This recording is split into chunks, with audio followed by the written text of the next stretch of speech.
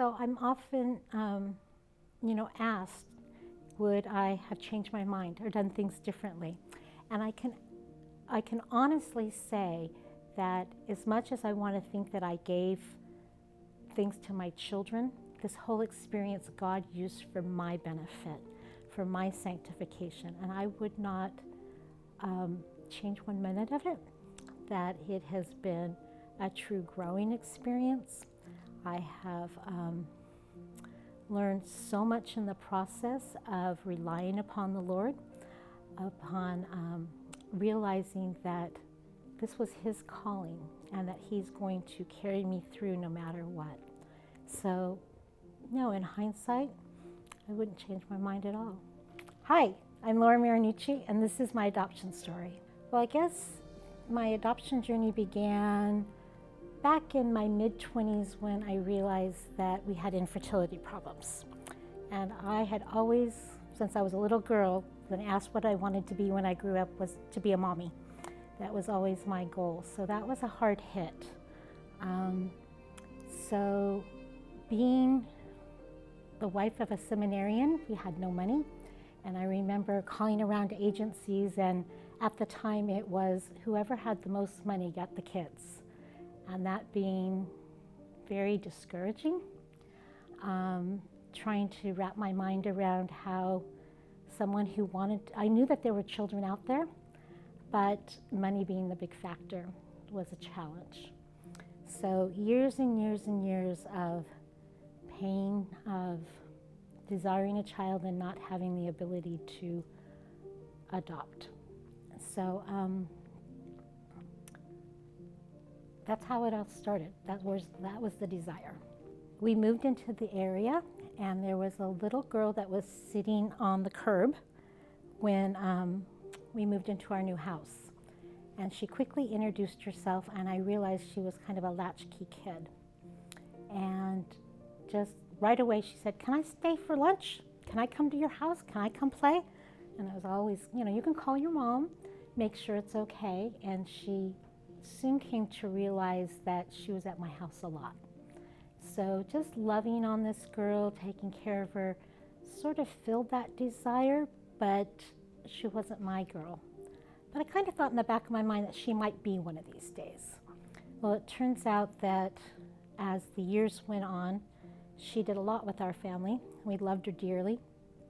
And it was her birth mother's friend who became pregnant, and my little girl's mom said, "I know somebody who could love a child that's not their own." And that's how my first adoption story started. We only had a 2-week notice.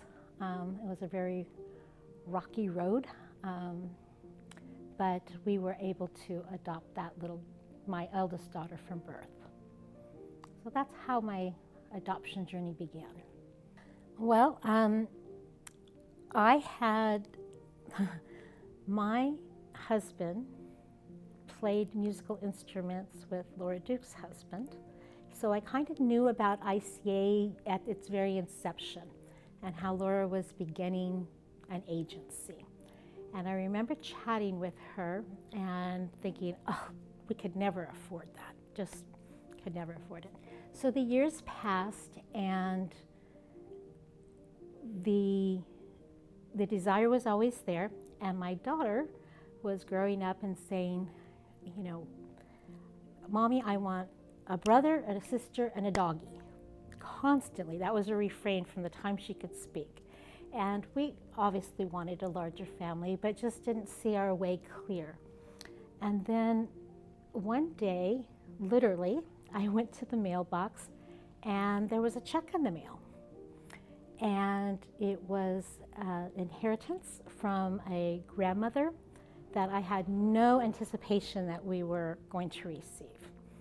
And I remember calling my girlfriend, and she said, "Well, what are you going to do with that money?" And I said, "Well, I had always said if God ever dropped money in my lap that we would use it for adoption." So here we were. And literally that week, this same friend's daughter was at a youth group, and she came out of the group and into the car, and she's just bawling. And her mom's like, what is going on? And she said, Mommy, there are these children from Russia, and if they don't find a family, they're going to have to stay in an orphanage forever. And she was just bawling, bawling, bawling. And so that night, my girlfriend called me and said, oh, I have your money spent. I know what you can do. And so very quickly, we contacted ICA, and that's how we met my 2 younger daughters. So we were the last ones my girls were part of a program called Welcome Home. And that's where children come from a foreign country to the United States, usually in a group of about, a dozen to 25. They stay in homes. It's kind of a foreign exchange sort of concept. So my girls were here. So I met them here, fell in love with them, and we proceeded to go through the adoption process. We did not think it was going to go as quickly as it did. We were the last ones into the program, and we were one of the very first ones to travel. Don't know how God did that, but literally within about 5 months, we were in Russia. Came home right before Christmas, and of course, that was a really joyous time. It was very intimidating for the girls. You know, during the Christmas holidays, lots of commotion going on, and they were a little bit overwhelmed. But anyway, we're trying to settle in as a new family, and about 4 months later, my husband was involved in a hit-and-run accident with severe brain damage. So I just remember the look on the girls' faces. They hardly spoke any English. I didn't speak Russian, and I knew that they were just convinced that I was going to send them away. So finding a translator, explaining to them that they were my forever family and they weren't going anywhere, that God was going to somehow provide. I didn't know what the next moment was going to be, the next month, the next year, but they were my girls. And so that kind of built a connection with them. But during that time, it was chaos, if you can imagine. My husband was hospitalized for over a year in a coma for many, many months with severe brain damage. So doing a lot of journaling, talking, and I know that ICA was following me. They were caring for me during that time. They were checking in with me, just helping me with that transition. So years later, I had my last, all my girls were up and out of high school except for my youngest.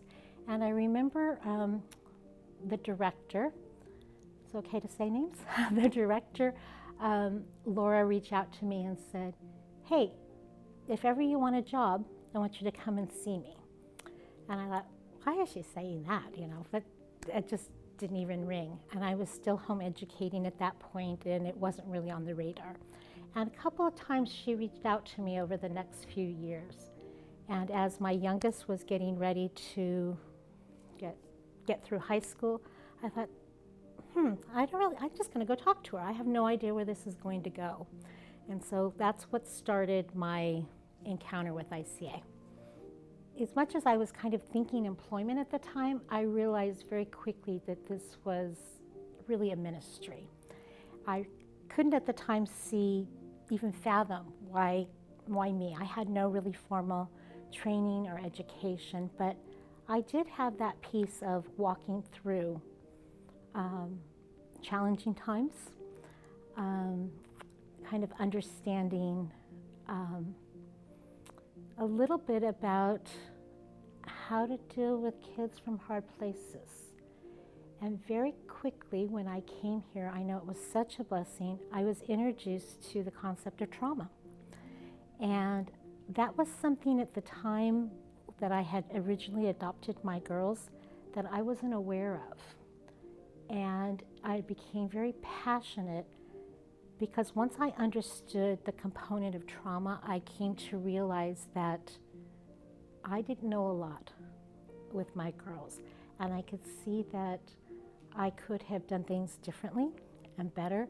And I didn't want any family ever to not understand what they were walking into. Because there's real hope when you understand the component of trauma. It does require a little bit of a different parenting technique that looks a little counterintuitive, but yet that's where I felt like real healing was happening. So that has become my passion over the years, of having parents understand when they're entering this journey that it is fun, it's unique, but it is going to take some effort to understand how to help these kids come to healing.